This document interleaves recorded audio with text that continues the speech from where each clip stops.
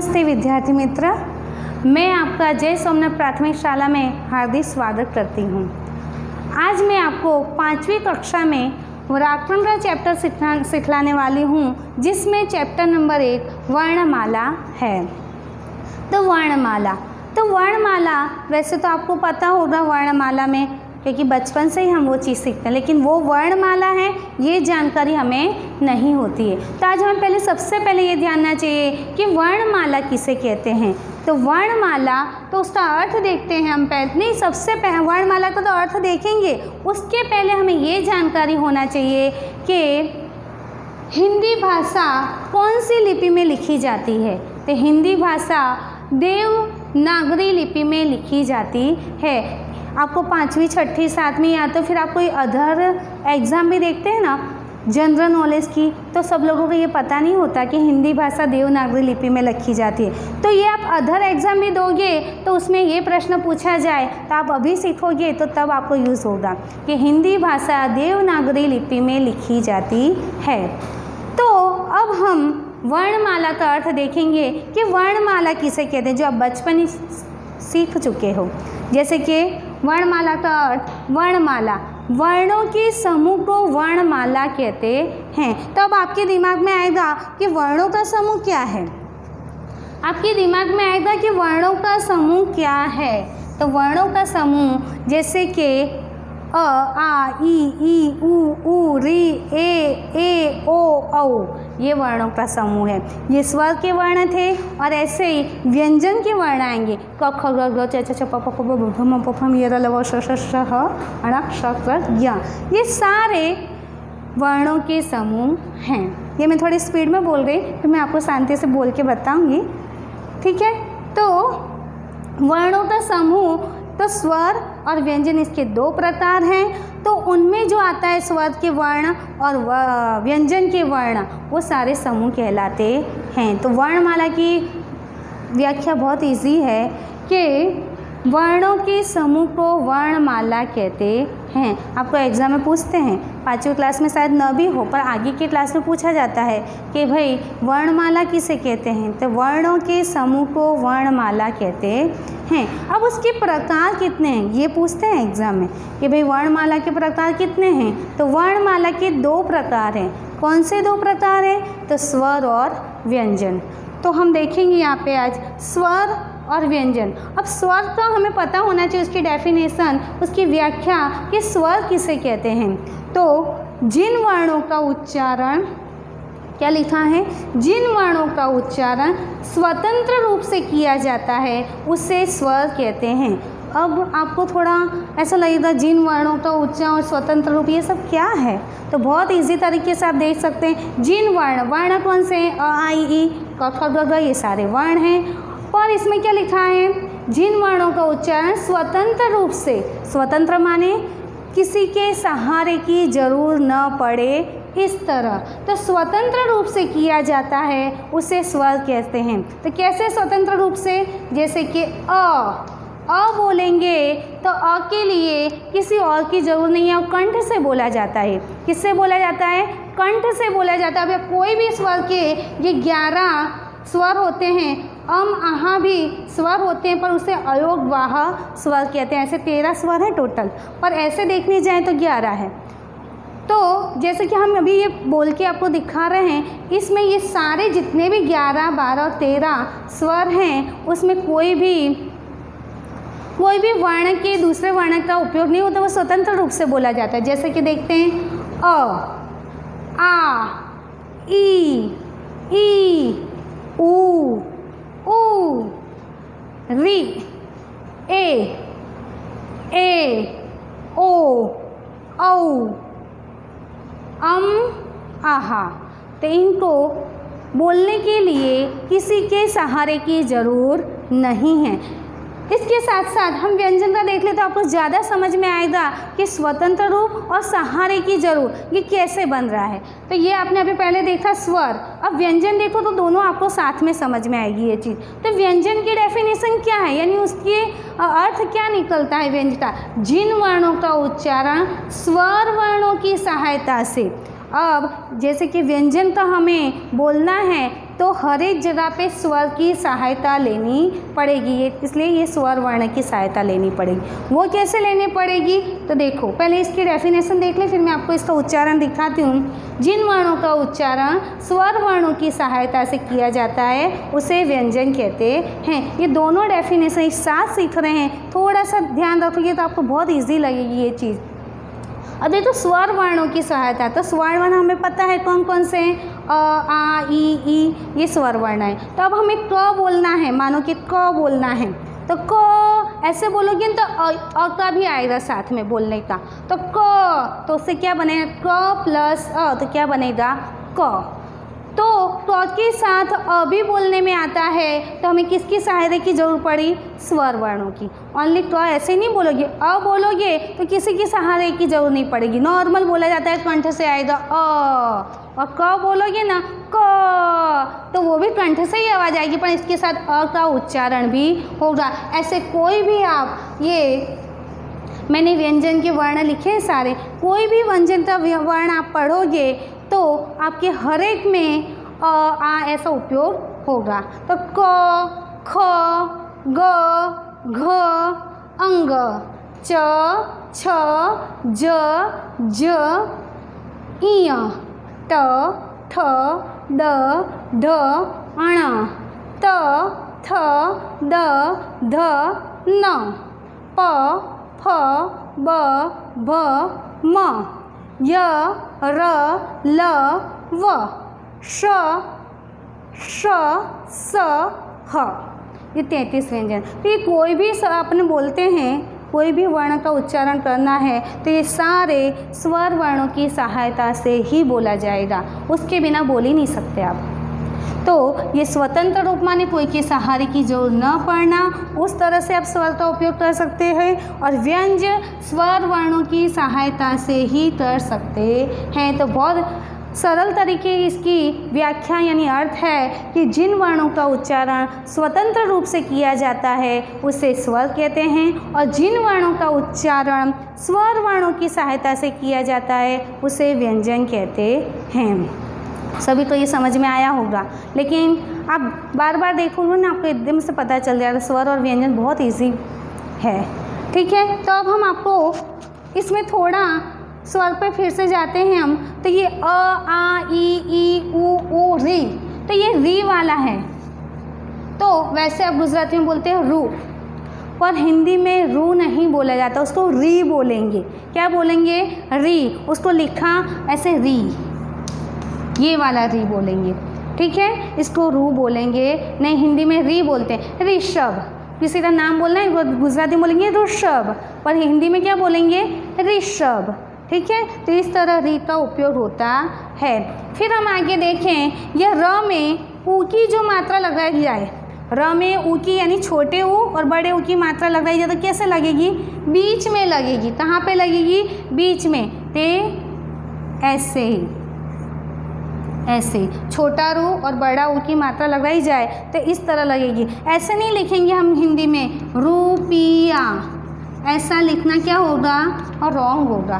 पर सही किस तरह लिखेंगे, इसके अंदर बीच में लगाया जाता है, ऊ की मात्रा र में कहाँ लगाई जाती है, बीच में, तो रुपया इस तरह लिखा जाता है। समझ में आया सभी बच्चों को, बहुत इजी है, थोड़ा ध्यान रखेंगे तो आप सभी को आएगा। तो हमने ये देखा र को री पढ़ा जाता है, और र के अंदर जब ऊ की मात्रा लगाई जाए तो हमेशा मध्य में लगती है, यानी कि बीच में लगाई जाती है। अब हम आगे देखते हैं कि आहा, ये आहा है तो अ के ऊपर बिंदी लगाई गई है। अब ये बिंदी आपको पूछे अ के ऊपर जो है उसको क्या कहेंगे आप, तब से आप बोलेंगे बच्चे बिंदी कहेंगे, उसे बिंदी नहीं कहते, हिंदी भाषा में उसे अनुस्वार कहा जाता है। क्या कहा जाता है इसे, अ के ऊपर या कोई भी वर्ण के ऊपर बिंदी हो उसे अनुस्वार ही कहते हैं, लेकिन अपन नॉर्मल भाषा में उसको बिंदी बोलते हैं। लेकिन बिंदी ऐसे नॉर्मल बोलते हैं, लेकिन सही अगर हिंदी भाषा से कहा जाए तो उसे अनुस्वार कहते हैं। काफ़ी सारे शब्द जैसे आते हैं, जैसे लिखा हो अंकिता, तो अंकिता, तो ये अनुस्वार का उच्चारण भी अलग अलग तरीके से होता है। किसी में म भी होता है, किसी में न भी होता है। जैसे इसमें लिखा मैंने अंकिता, अंकित लिख दिया, सुई बने, अंकित भी बनता है।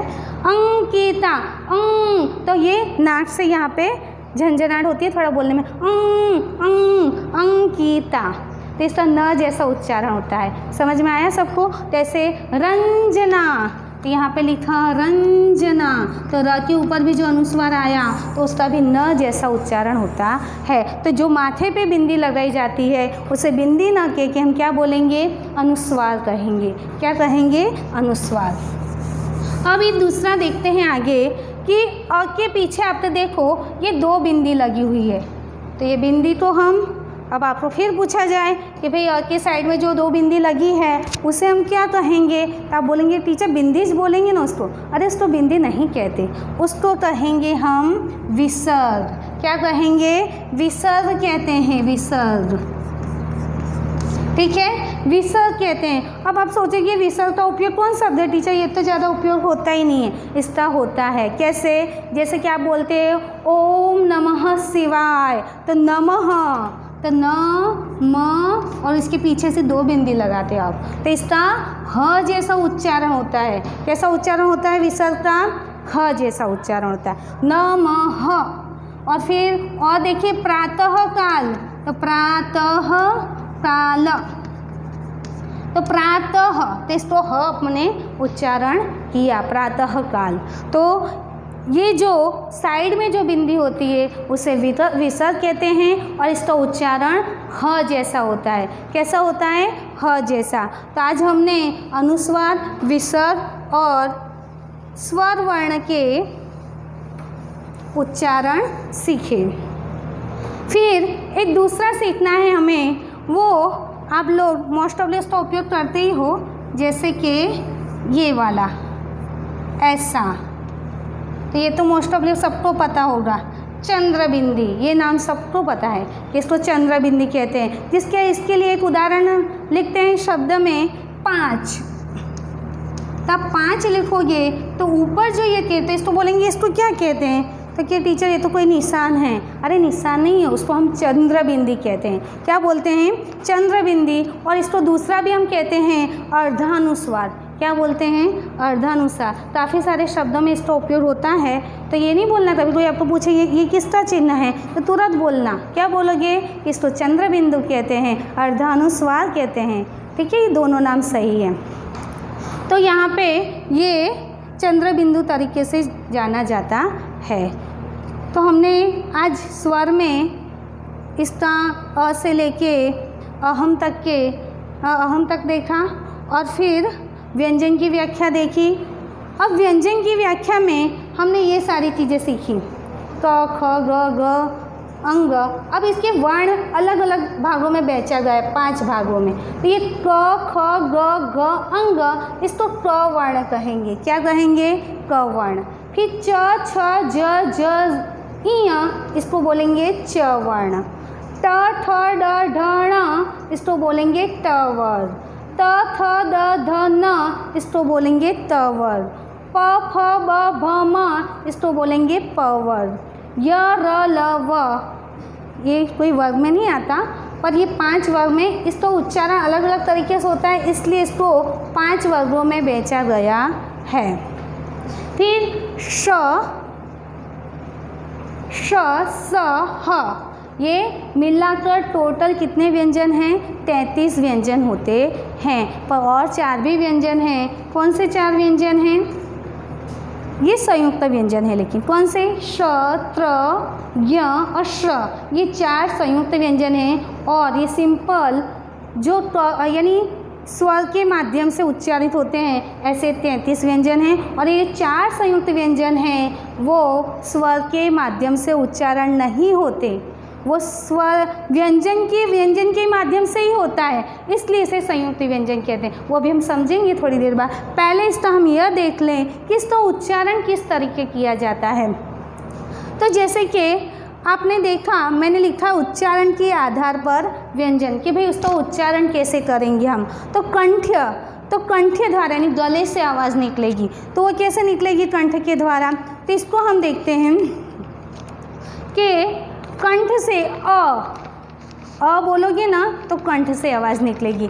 आ बोलोगे तो किससे आवाज़ निकलेगी? वो भी कंठ से। और क वर्ण वाले यानी ट ख ग घ, ये सब कंठ से आवाज़ नहीं। क ख ग घ, ये सारे कंठ द्वारा उच्चारण किए जाते हैं, इसलिए इसको कंठीय वर्णन कहते हैं।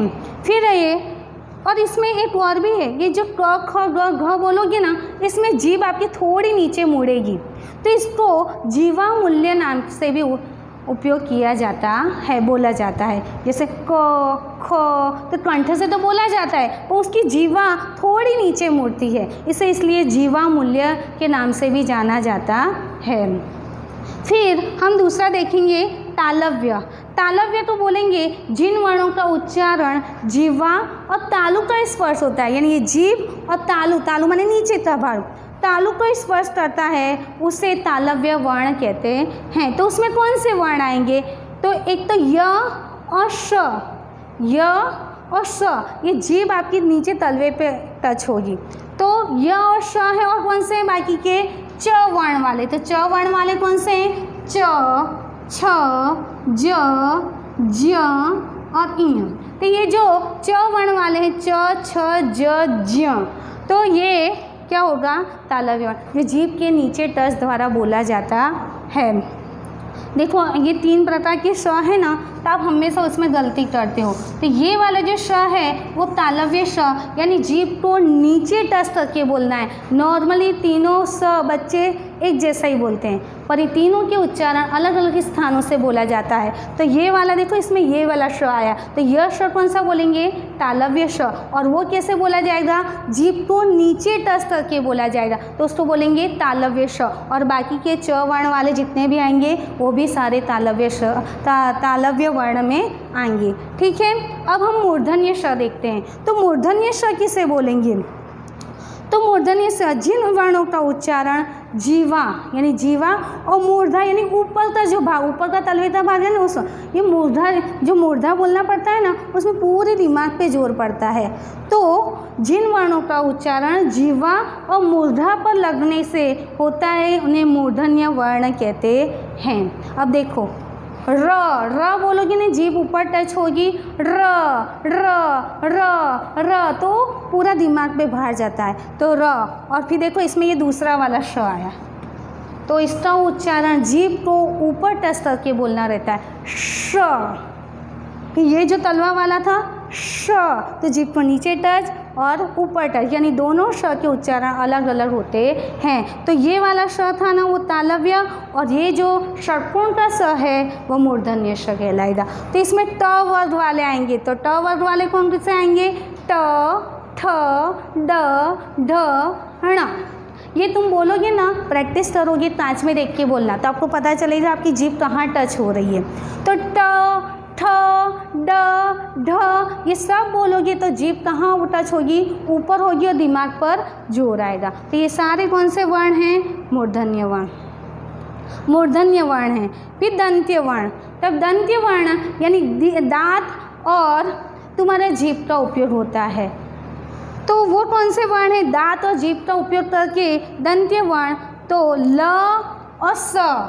देखो अब ये तीसरा वाला स आया, जो आप बोलोगे सगड़ी का स बोलेंगे। ठीक है, तो ये तीनों स के उच्चारण इसलिए मैंने साथ में लिया हुआ है कि आपको समझ में आए कि भाई ये स तालव्य, ये मूर्धन्य और ये दंत्य है। तो दांत और जीभ का उपयोग होता है, जैसे ल तो आप बोलोगे जीभ और दांत टच होगा। फिर स वो सिंपल, सब बच्चे तीनों का उच्चारण यही वाला स करते हैं। मोस्ट ऑफली ऐसा होता है कि बच्चे यही वाला स का उपयोग तीनों में करते हैं, पर अब आज आप समझ जाओगे तो उच्चारण की थोड़ी प्रैक्टिस करना। तो ल और स, और उसके बाद कौन से वर्ण आएंगे? त वर्ण वाले। तो त वर्ण वाले कौन से हैं?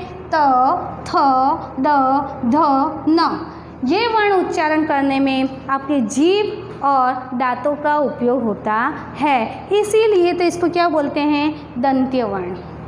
क्या बोलते हैं? दंत्य वर्ण। अब द्व्योष्टक वर्ण, तो उसमें क्या आएगा?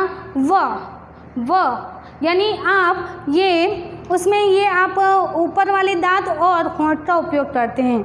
तो वो कैसे व, तो देखना ऊपर का दांत होंठ नीचे पर लगेंगे, व इस तरह बोलोगे। फिर ऊ, तो ऊ बोलने में भी आपका ऊपर का दांत होंठ, ऊ छोटा ऊ बड़ा ऊ। और फिर प वर्ग वाले आएंगे। कौन से प वर्ग वाले? यानी ये वाले प, दोनों होठों का उपयोग होगा।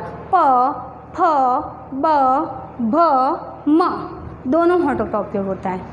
समझ में आया आपको? ये कंठ, तालव्य, मूर्धन्य, दंत्य और द्व्यष्टक, तो ये सबका उच्चारण हम व्यंजन के लिए करते हैं। तो आज हमने यहाँ पर स्वर और व्यंजन समझा, और संयुक्त व्यंजन अब हम आगे देख रहे हैं। अब हम देखेंगे आगे संयुक्त व्यंजन। तो देखिए मैंने इसमें संयुक्त व्यंजन 4 अलग विभाग रखे हैं। तो संयुक्त व्यंजन किसे कहते हैं? जो व्यंजन स्वर माध्य की सहायता से उसका उच्चारण नहीं होता, उसका व्यंजन से व्यंजन द्वारा ही उच्चारण होता है, उसे संयुक्त व्यंजन कहते हैं। कैसे? जैसे कि मैंने यहाँ पे उदाहरण लिखे हैं, क्षत्रिय का श है ना, उसका उच्चारण क प्लस ये मूर्धन्य श का उपयोग होगा। तो कैसे बोला जाएगा? क्षमा। अपन नॉर्मली बोलते तो हमें समझ में नहीं आता, लेकिन ये ऐसा ही होता है। क प्लस श तो श, क्षमा, क्षमता, ये वाला श। ठीक है। तो संयुक्त व्यंजन में ये देखो, ये भी व्यंजन है और ये भी व्यंजन है, दोनों व्यंजन का उपयोग किया है, इसलिए ये संयुक्त व्यंजन है। तो क्षमा और क्षमता। फिर देखेंगे त्र। तो त्र का उच्चारण करने के लिए स्वर माध्यम की जरूरत नहीं है, व्यंजन ही का उपयोग होता है। त प्लस र, त भी क्या है? व्यंजन, और र भी क्या है? व्यंजन। त प्लस र तो क्या बनेगा? त्र। तो पत्र, त्रिपाठी, तो त प्लस र त्र। फिर देखिए ज्ञ। ऐसे आप लोग ज्ञ ऐसा बोलते हैं, लेकिन सही उच्चारण होता ज्ञ आता है। तो ज्ञ का उच्चारण कैसे होगा? ज प्लस इय, तो ज्ञ बनेगा। तो इसमें भी कहीं पे भी स्वर का उपयोग किया गया नहीं। किसका उपयोग किया गया है? व्यंजन का, इसलिए ये संयुक्त व्यंजन है। तो इसको क्या बोलेंगे? ज्ञान। ऐसे आप लोग बोलते हैं ज्ञान, लेकिन सही उच्चारण है ज्ञान, विज्ञान। तो क्योंकि इसका बाद ज प्लस इय उच्चारण होता है, इसलिए इसका क्या बोलेंगे? ज्ञान। आप लोग ज्ञान बोलते हो, पर सही उच्चारण ज्ञान है। ठीक है, ज्ञान, विज्ञान। फिर श्र। तो श्र में देखो, ये तालव्य स और र, तो ये दोनों क्या है? व्यंजन है, इसलिए ये संयुक्त व्यंजन है। श और र तो क्या बनेगा? श्री, श्र, श्र, इसको बोलेंगे श्र। तो श प्लस र, श्र, तो उसका शब्द बनेंगे श्रीमान और श्रवण। तो ये 4 आपने देखा संयुक्त व्यंजन है, श, त्र, ज्ञ और श्र। तो ये संयुक्त व्यंजन। अब हम देखेंगे संयुक्ताक्षर। तो संयुक्ताक्षर भी अलग है। जैसे कि हम ऐसे अपने ऐसे लिखते हो आप नॉर्मली, द्य, द्व, द्व, तो ये कैसे लिखते हैं? तो द प्लस ध, तो क्या बनेगा? ध्य। तो ये द और इसके नीचे ध लिखा जाता है। तो ये कैसा लिखा है? मैंने प्रसिद्ध देखा, द के नीचे ध, तो ध्य। समझ में आया? तो इसको क्या बोलेंगे? संयुक्ताक्षर। एक व्यंजन के साथ दूसरा व्यंजन नीचे जुड़ा हुआ है, इसलिए ये क्या है? संयुक्ताक्षर है। तो द प्लस ध्य, ध्य प्रसिद्ध। फिर द प्लस व, ध्व, इसको क्या बोलेंगे? ध्व, द के साथ व जुड़ा है, इसमें ध जुड़ा है, इसमें व, तो विद्वान। जो बहुत पढ़े लिखे होते हैं ना, उसे विद्वान बोलते हैं, तो विद्वान। ठीक है। फिर द प्लस द, तो द प्लस द, तो ये इसका उच्चारण कैसा होगा? खद्दर, खद्दर, तो द के नीचे द है, इसमें खद्दर।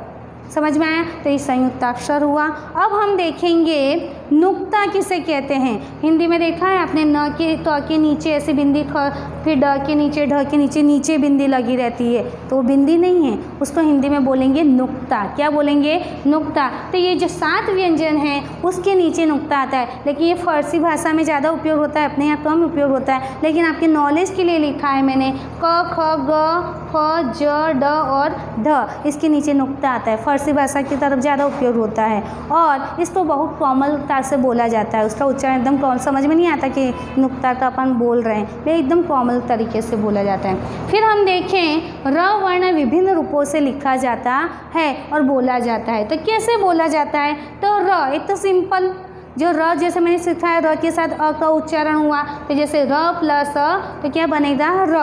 तो भारत, इसमें किसी की उपयोग भारत, सागर, तो ये र सिंपल तरीके से उपयोग हुआ है। लेकिन ये देखो प्र लिखा है, इसके नीचे मैंने रेफ किया है, दिख रहा है आपको ये वाला। तो इसका हम उच्चारण र करेंगे। तो क्या र प्लस इसका उच्चारण, ये नीचे रेफ, इसका उच्चारण र होता है। जैसे हमने लिखा ये क्रम नहीं पढ़ेंगे, ये नीचे रेफ किया है इसलिए पढ़ेंगे क्रम, और ये प के नीचे प्रिय नहीं पढ़ेंगे, लेकिन नीचे रेफ है इसलिए क्या पढ़ेंगे प्रिय।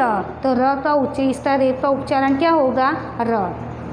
फिर एक ये र है तो ऊपर आप ये रेफ करते हो, जैसे चंद्र बिंदु पर, चंद्र बिंदु में से बीच में बिंदी आती है तो इसका उच्चारण र होता है। क्या होता है र। तो क्या बोले कम पढ़ेंगे नहीं, ऊपर हमने ये चंद्र बिंदी करी है निशानी, इसलिए हम क्या बोलेंगे कर्म। तो इसका उच्चारण क्या हुआ र, कर्म, स्वर्ग।